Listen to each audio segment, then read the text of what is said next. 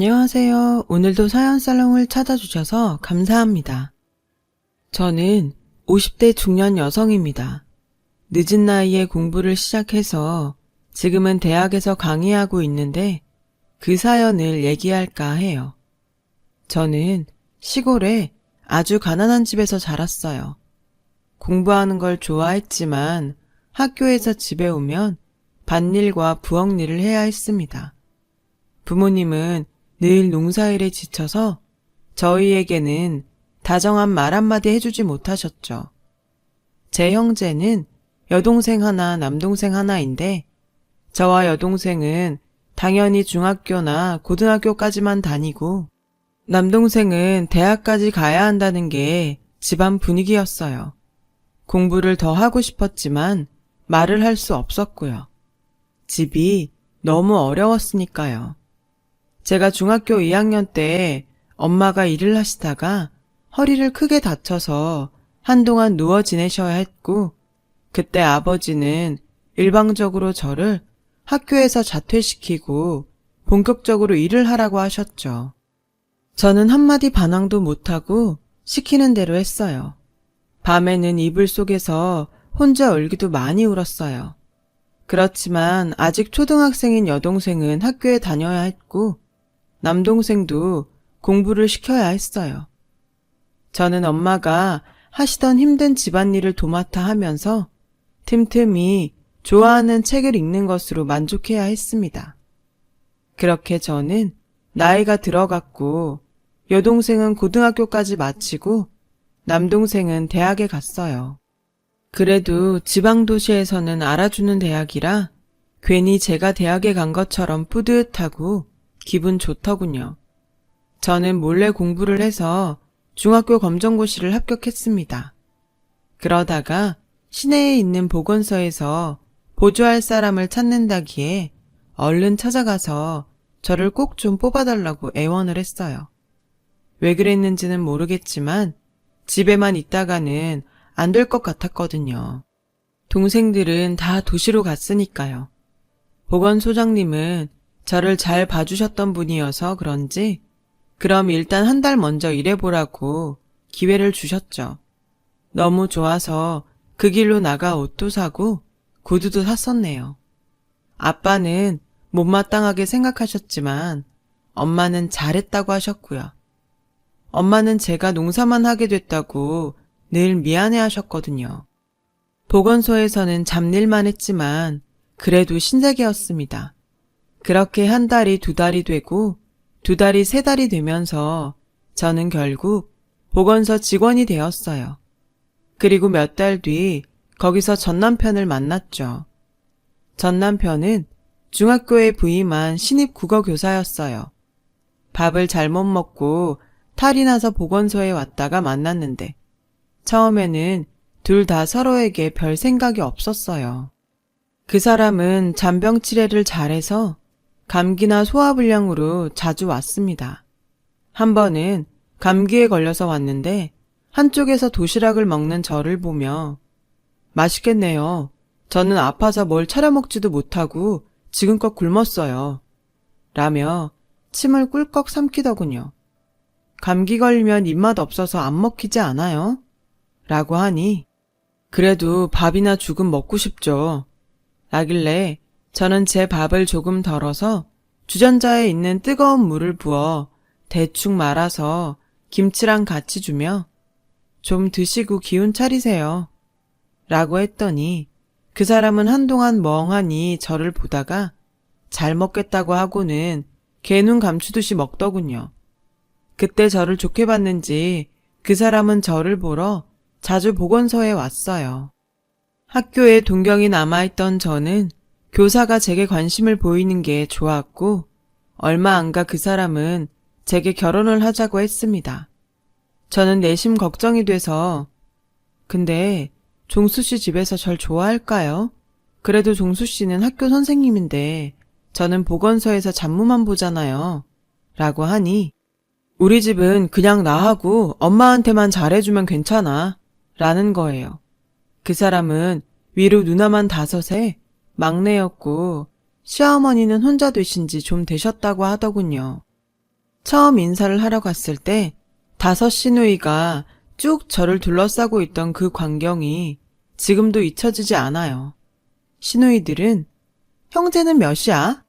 걔들은 뒤치다꺼리 안 해도 되고? 부모님은 뭐 하셔? 돈 좀 있으신가?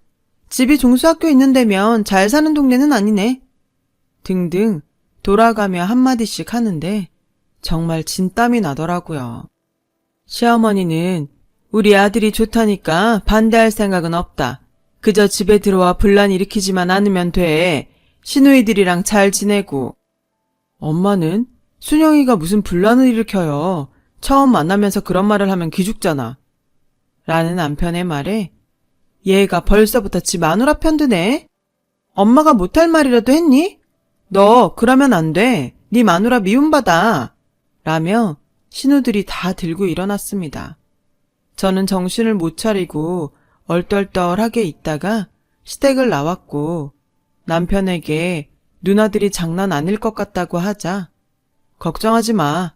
다들 같이 살 것도 아니고 우리 집에 와서 간섭할 일 없어. 라며 저를 안심시켰어요. 그렇게 결혼 이야기가 착착 진행이 됐습니다. 엄마는 제가 좋은 신랑 얻었다고 좋아했고 아버지는 남편보다 제가 많이 기운다고 걱정은 했지만 그래도 싫지 않으신지 동네에다 선생사위 본다며 자랑을 하셨죠. 그리고 결혼식 날이 되었어요. 그날 신우들이 어찌나 시끄러웠는지 정말 잊을 수 없는 결혼식이었습니다. 안사돈, 우리 종수 갈 때마다 씨암탉은 기본으로 해주셔야 돼요. 우리 손님들 밥이 모자란데 거기 사돈댁 자리 가서 먹어도 되죠? 음식이 뭐 이래? 사돈 솜씨 별로네? 저도 질리고 저희 엄마, 동생들도 질려 있는데 아버지만 손님들과 술을 드시며 신이 나 있었어요. 신우들이 난장을 치고 다니는 가운데 시어머니는 딸들을 말리지도 않으시고 묵묵히 식사만 하시더군요. 당연히 할 수 있는 걸 한다는 태도였죠. 그렇게 시누이들이 몰려다니며 시끄럽게 군 결혼식이 겨우 끝나고 저와 남편은 짧게 신혼여행을 다녀와 시댁에서 신혼생활을 시작했어요. 학교가 먼 남편은 출퇴근 때문에 주말에만 오기로 했고요. 저는 남편 없이 시댁 생활에 적응하는데 엄청 고생했죠. 시어머니는 새벽 4시에 저를 깨우셨고 그때부터 집안일을 해야 했습니다. 집안일이야 어릴 때부터 해오던 거니까 익숙했지만 문제는 양이었어요. 시어머니는 초장에 며느리 기를 들이려고 하신 건지 옷장 아주 깊숙한 데 있던 것까지 다 꺼내서 빨래를 시키셨고요. 어머니, 이건 옷이 다 해져서 못 입을 것 같은데요. 그냥 버릴까요? 넌 시키면 시키는 대로 하지 무슨 말이 그렇게 많니? 이제 막 결혼한 새댁이 따박따박 시어머니한테 못 배운 집이라 그런가 아주 애가 엉망이네. 아휴. 시어머니는 혀를 끌끌 차시며 싫은 티를 확 내시더군요. 그리고는 저를 째려보며 빨리 해. 점심때 니네 신우들 밥 해 먹여야지. 라며 소리를 쳐서 형님들 집에 안 가셨어요? 그럼 하나밖에 없는 올케가 결혼하고 첫밥도 안 차려주고 다들 돌려보내려고 한 거냐? 이런 못 배워먹은? 아무튼 모자란 애 들어와서 내 입만 아프게 생겼네. 얼른 그것부터 해놔. 시장 가서 장도 봐야 된다. 시어머니는 첫날부터 말끝마다 못 배웠다는 말로 저를 타박하셨어요. 저는 너무 서러웠지만 처음이니 시어머니와 잘 지내야겠다는 마음으로 꾹 참으며 시키는 일을 다 했죠. 그리고 아침 10시도 안 돼서 신우들이 하나 둘 오기 시작하더라고요.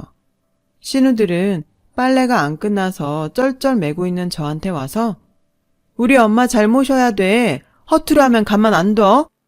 라며 협박인지 뭔지 알 수 없는 말들을 했고 점심에 직접 밀전병을 밀어서 만든 구절판을 먹고 싶다며 당장 만들어내라는 거였습니다. 어머니, 형님들이 구절판 먹고 싶다고 하시는데요. 그걸 나한테 말하면 구절판이 나한테서 나오니? 그러니까 장 보러 가야 된다고 얼른 하랬잖아. 애가 미련한 거야, 굼뜬 거야. 라며 핀잔하셨고 그 말을 들은 신우들은 킥킥대며 웃고 있었어요. 저는 눈물이 나오려는 걸 꾹 참으며 시장에 가야 했죠. 남편 오는 날만 생각하면서 음식을 만드느라 신우들이 뭘 하는지는 신경 쓸 틈도 없었습니다. 정신없이 음식을 만들고 차리고 치우고 나니 밥때는 훌쩍 지났고 저는 아무것도 먹지 못한 상태였지만 너무 피곤해서 방에 들어갔는데 정말 놀랐어요. 저희 방 가구 위치가 다 바뀌어 있었고 벽에 걸어놓은 결혼사진은 없어지고 그 자리에 시부모님 젊은 시절 사진이 떡하니 걸려있더군요. 너무 기가 막혀서 말도 안 나오는데 막내 신우가 문을 열고 들여다보며 니넨 방이 그게 뭐니? 우리가 다시 정돈하느라 아주 기운 다 빠졌다. 옥수수 좀 삶아봐. 네가 밥을 얼마나 조금 했는지 간에 기별도 안 간다. 라더니 시부모님 사진을 가리키며 항상 잘 기억하라고 알았지? 하고 문을 닫았습니다. 신우들은 일주일 내내 저한테 너, 야는 기본이었고 모든 걸 간섭하며 시부모한테 잘하라고 다그쳤어요. 드디어 주말이 돼서 남편이 돌아왔어요. 저는 그간 있었던 일을 남편에게 투정하듯 다 말했습니다. 그래도 남편은 제 편이 되어주겠지라고 생각했으니까요.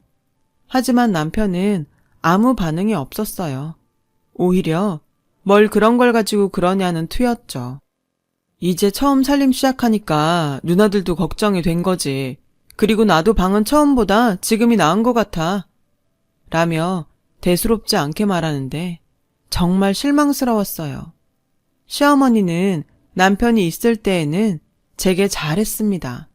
심한 말도 하지 않으셨죠. 하지만 남편이 학교로 돌아가고 나면 못 배워서 그렇다며 어쩌다가 너같이 무식한 애가 우리 집에 들어왔냐고 구박을 했어요. 매일 숨이 막히는 것 같았죠. 신우들은 제 신혼방을 아무 때나 쳐들어왔고요. 또 어찌나 많이들 먹는지 끝도 없이 상을 차려내느라 하루가 다 갔어요. 제 결혼식만 끝나면 다들 돌아갈 거라고 했는데 막내 신우는 아예 집으로 들어왔고 다른 신우들도 하루가 멀다 하고 왔죠. 얼마 지나지 않아 신우들은 자기들 집 빨래까지 가져와서 저더러 빨라고 하더군요. 형님들 빨래는 형님들 집에서 해서 말려야죠. 이것까지 제가 어떻게 해요. 안 그래도 집안일이 얼마나 많은데요. 라고 했더니 막내 신우가 득달같이 시어머니를 부르더군요. 시어머니는 저에게 중학교도 검정고시로 나와서 잡일이라 하던 애가 학교 선생 만나서 결혼했으면 이 정도는 각오했어야지. 네가 우리 종수 꼬실 때는 아주 땡 잡았다 그랬지? 우리 그렇게 호락호락하지 않아. 네가 우리 종수보다 한참 못 배웠는데 뭐든 두말 없이 해야 되는 거 아니니? 시어머니와 시누이들은 저의 열등감을 아프게 찌르며 저를 무력하게 만들었어요. 저도 제가 남편보다 뒤떨어진다는 인식이 있었기 때문에 그 말에 선뜻 대꾸를 할 수가 없었고요. 그렇게 저 혼자 꾹 참으며 시간이 지났어요. 시댁은 제사가 1년에 10번도 넘게 있더군요. 거의 매달 제사상을 차리는 게 보통 힘든 일이 아니었어요.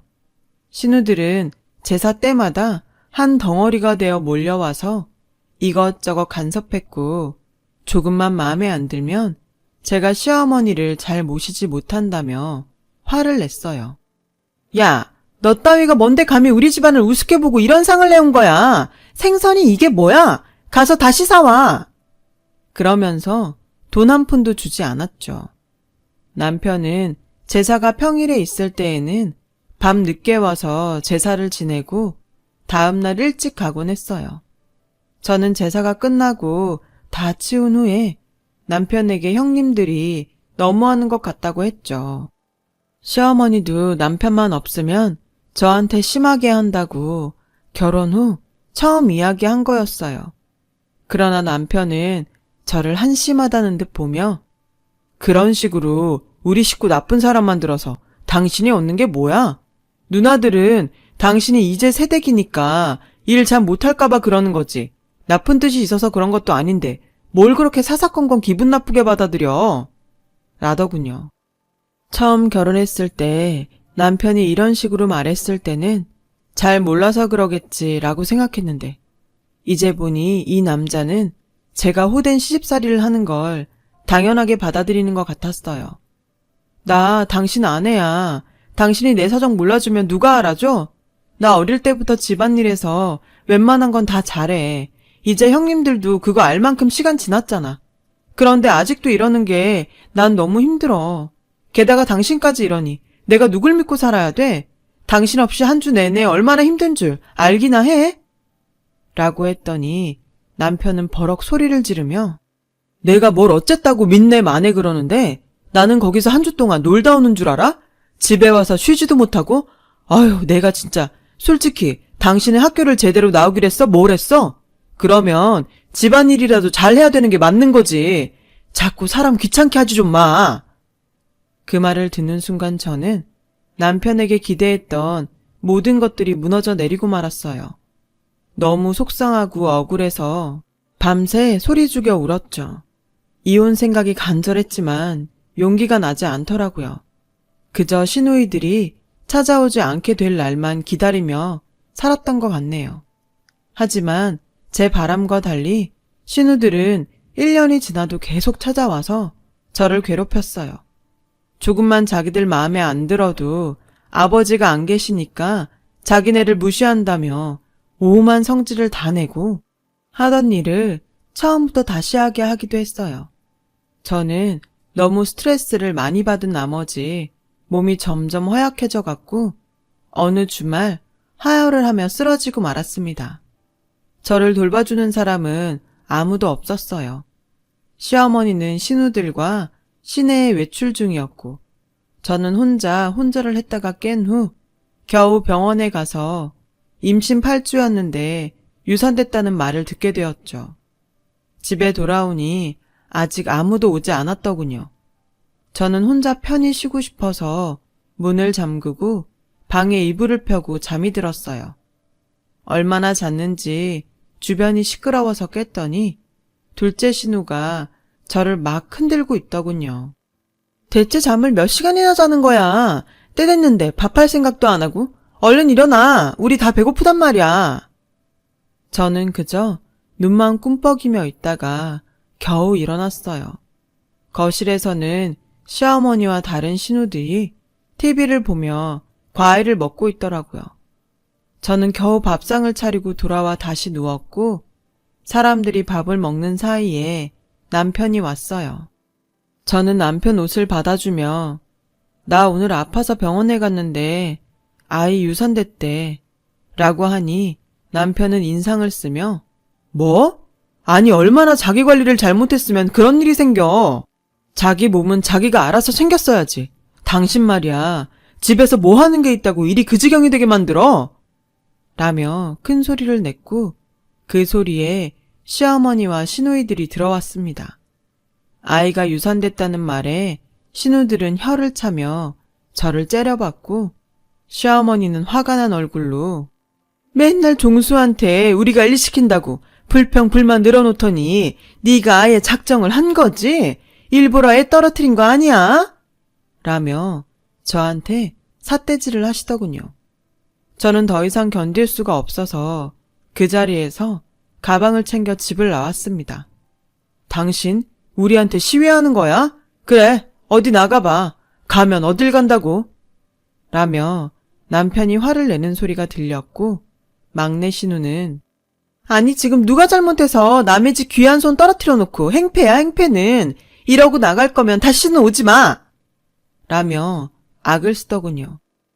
저는 그 길로 여동생이 있는 곳으로 가서 며칠을 쉬었어요. 여동생은 저를 보고 펑펑 울더니 언니, 우리 어릴 때 언니가 고생했으니까 이제 내가 갚을게. 걱정 말고 언니 배우고 싶은 거 배워. 내가 돈 대줄게. 라며 저를 꼭 끌어안았습니다.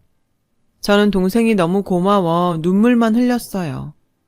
몸을 추스린 후 저는 식당에서 설거지를 하며 고등학교 과정을 공부했어요. 동생한테 너무 부담만 주기는 싫어서 조금이라도 벌었죠. 검정고시에 합격하자 여동생은 저에게 대학 입시 공부를 하라더군요. 언니가 우리 중에 머리도 제일 좋고 공부도 진짜 잘했잖아. 이제라도 아버지 눈치 보지 말고 언니 직성 풀릴 때까지 해봐. 안 되면 어쩔 수 없지만 믿져야 본전이잖아. 그리고 언니는 분명 합격할 거야. 라고 용기를 줬습니다. 쉽지 않았지만 대입 공부를 시작했죠. 그 사이 남편에게 이혼 통보서도 받았어요. 제가 일방적으로 집을 나갔으니 위자료도 줄 수 없다는 내용이 적혀 있었어요. 갑자기 시어머니와 신우들에게 당했던 일이 생생하게 떠올랐고 억울함에 정말 이를 악물며 공부를 해서 2년 후 대학에 붙었어요. 동생들은 무척 기뻐했어요. 누나, 입학금은 내가 내줄 테니까 걱정하지 마. 라며 저를 격려해 주는데 어찌나 기쁘던지 말로 다 할 수 없었죠. 학교를 다니며 등록금을 버는 건 정말 힘들었어요. 한 학기는 장학금을 탄 적도 있지만 일을 하다 보니 공부 시간을 많이 놓쳐서 장학금 성적이 잘 나오지 않을 때도 덜어 있었거든요. 휴학을 하고 돈을 벌어놓고 다시 다녀야 하나 걱정할 때 갑자기 하늘이 저를 돕는 것 같은 좋은 소식이 들려왔어요. 부모님이 사시던 집과 근처 땅이 자식 없는 친척분 소유였는데 그분이 돌아가시면서 부모님께 물려주셨다는 겁니다. 그 장소를 관광지로 개발을 하기 위해 정부에서 보상금을 준다고 했고요.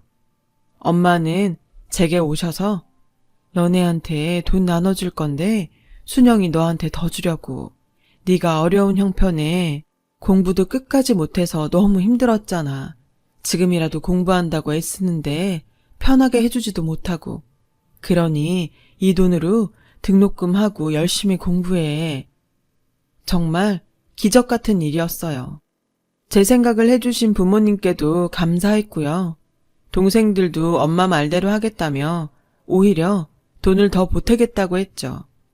그렇게 가족들의 응원을 받아 저는 남은 대학 학기를 잘 마쳤고 대학원에 가서 박사 과정까지 공부했죠. 정말 저에게 배움이 이렇게나 행복을 주는지 몰랐어요. 시간 가는 줄 모르고 공부했어요. 그래도 힘든 날이면 시댁에서 못 배운 주제라며 저를 깎아내리던 모습이 떠올라 정말 더 열심히 했어요. 덕분에 저는 박사 학위를 받고 대학에서 강사를 하다가 조교수가 되었죠. 그렇게 시간이 흘러 대학원 입시철이 되었고 저는 석사과정 면접에 들어가게 됐습니다. 그런데 입시 서류에 아주 낯익은 사람이 있더군요. 제 전남편이었어요. 그 사람은 저를 알아보고 믿을 수 없다는 표정을 짓더니 곧 새파랗게 질렸습니다. 제 첫 질문부터 횡설수설하더니 결국 면접을 망치고 말더군요. 저도 그렇고 다른 교수님들 채점표도 점수가 제일 낮았어요. 면접이 끝나고 나니 남편은 저를 기다렸다가 쫓아왔더군요. 순영아, 이게 어떻게 된 거야? 이런 소식은 좀 전해주지 그랬어. 저는 그 말에 정색을 하며 김종수 씨, 면접 끝나자마자 찾아와서 반말부터 하시고 이러는 거 아니죠? 그리고 저는 엄연히 여기 교수입니다. 저한테 할 말 있으시면 교수님이라고 예의부터 차리세요. 라고 하자 남편은 당황해서 아니, 그게 제가 그러려던 게 아니고 죄송합니다 교수님 하며 쩔쩔맸습니다.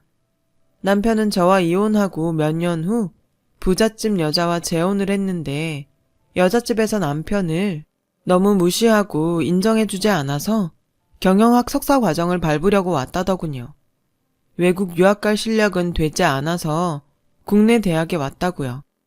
국내 대학은 되게 만만하신가 본데 성적은 그럴 처지가 아닌 것 같던데요. 저는 차갑게 말하고 돌아섰고 남편은 집에 가서 제 얘기를 했는지 다음 날 둘째와 막내 신우가 학교를 찾아왔습니다. 울케, 여기 이러고 있으면 당연히 우리 종수 되겠어. 이게 다 인연이 있는 거네. 안 그래? 조용히 하세요. 여기가 당신들 안방인 줄 알아요? 저는 제 연구실에 찾아와 호들갑을 떠는 신우들에게 소리를 질렀고 신우들은 금세 조용해졌습니다. 제가 왜 댁들 올케입니까? 저는 완전히 남입니다. 자꾸 이런 식으로 댁들 동생 뽑아라 말아라 하면 신고할 겁니다. 라고 하니 두 사람은 어쩔 수 없이 돌아가더군요. 나중에는 시어머니와 다른 신우들까지 저를 찾아와서 싹싹 빌었어요. 어떻게든 네가 우리 종수 합격하게 해주면 안 되겠니? 내가 정말 잘못했어. 다 내 잘못이다. 미안하다. 그래 올케 이런 사람 아니었잖아. 우리 종수 귀한 독자야. 네가 어떻게 좀 해봐. 할머니, 못 배우셔서 뭘 잘 모르시나 본데요. 대학원 시험이란 게 시장에서 나물 가격 흥정하는 게 아니에요. 아줌마들도 때만 쓰면 다 되는 줄 알고 사셨죠? 그렇게 무식하니 대학교까지 찾아와서 부끄러운 줄도 모르고 지네 애가 어떻네 독자네 그런 말을 하죠. 그리고 어따 대고 반말하십니까? 저는 이 학교 교수예요. 대체 뭐 하는 집안이길래 그런 기본적인 예의도 모르고 사시나요? 여기는 댁들처럼 무식한 사람들이 와서 늘어붙는다고 뜻대로 되는 데가 아니에요. 대학 때 성적하고 시험 본 걸 토대로 공정하게 뽑으니까 억지 그만 쓰고 돌아들 가세요. 그때 조교들이 경비원들을 불러왔고 시어머니와 신우들은 그들에게 붙잡혀 끌려가듯이 나갔어요. 그 모습을 보니 가슴속에 무언가 응어리진 것들이 싹 내려가는 것 같더라고요. 정말 인생은 새옹지마란 말을 실감했고요. 전 남편은 다른 지원자들보다 성적도 좋지 않았고 면접 점수도 나빠서 전반적 점수가 낮으니 결국 떨어지고 말았어요. 그 뒤로도 몇 번 저를 찾아왔지만 만나지 않았죠. 저는 지금 늦게 결혼을 다시 하고 남편과 오붓하게 잘 살고 있습니다. 제가 끈질기게 공부할 수 있었던 건 시댁에서의 일에 오기로 버텨낸 것 같아요. 그때 일이 밑거름이 되어서 지금 인생이 행복하니 이제는 저도 만족합니다. 제 인생에 자부심을 가지고 살아가렵니다. 긴 이야기 들어주셔서 감사합니다. 다들 좋은 하루 되시고 행복하시길 바라겠습니다. 여러분, 사연 댓글에 응원과 현명한 조언 부탁드려요. 좋아요와 구독은 저에게 큰 힘이 됩니다. 오늘도 좋은 일 가득하세요.